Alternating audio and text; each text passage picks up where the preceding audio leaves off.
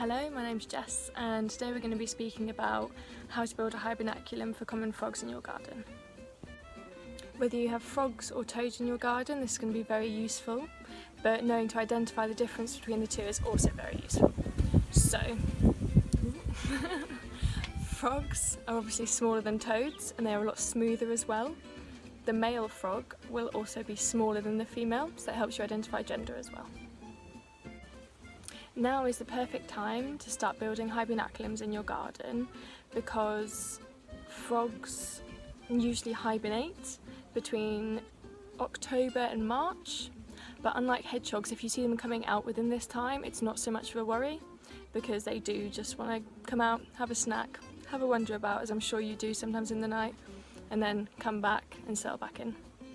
As I mentioned previously, we are going to be making a hibernaculum today, and I'm going to be talking you through the various steps of what you need to do to have one in your garden.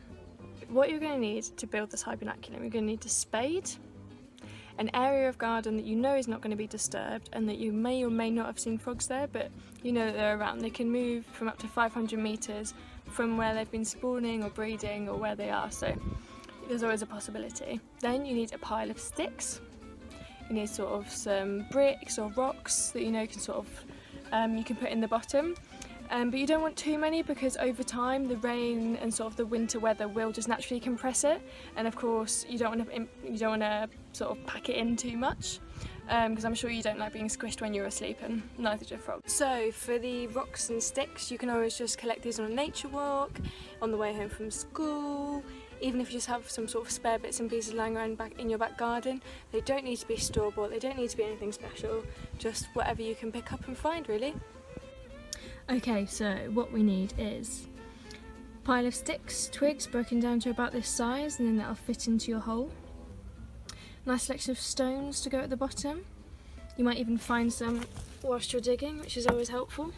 And then you have your nice big bucket of soil from digging the hole that you will have here. What you will have here. Bad camera angles, sorry. Once you've done that, you have a hole, hopefully one looking a bit like this, 30 centimetres, 20-ish down. Obviously if it's a bit more, a bit less, I haven't got a centimetre, I haven't got a ruler out, so guesstimate. After filling in the hole that you've just dug, it's going to look a bit like that. A bit like sort of giving a few rocks a funeral, which I guess it kind of is. They won't see the light of day for maybe a while. So the next stage is going to be filling it in with the sticks. Obviously, like I said earlier, do it loosely because you don't want to get crushed when you're asleep, and neither do frogs. Okay, let's go. So after filling in the hole, the next step of this is going to be the bucket of soil that you collected when you dug out the hole in question. You might have some sort of like just random piles and things as well that you can use to put over the top. Like I said, obviously this is going to help compact it and just make it a little bit more snug and cosy for whoever ends up in it. Could be a toad, could be a frog, we're not prejudiced, whoever would like to use it. When placing the sticks in, remember it's supposed to be a bit like a corridor, so they're going to have sort of a corridor of little rooms of where to snuggle up for the winter. After filling in the hole, it looks a little bit like this. Sometimes you can have them heaped, so it's a bit more obvious where you've put them.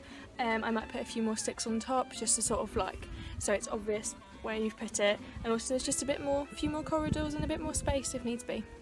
Like any compost heap, leaf pile, log pile, it always looks a bit rough and ready, and you know what? So does this hibernaculum. It doesn't need to look beautiful, it's functional, it's going to benefit the wildlife. Once you have made your beautiful hibernaculum, do not forget to make a Naturehood account and let us know on the live feed, let us know what other Naturehood nature actions that you've been doing in your nature space, and can't wait to see all of your lovely hibernaculums on the live feed. Thank you very much, take care.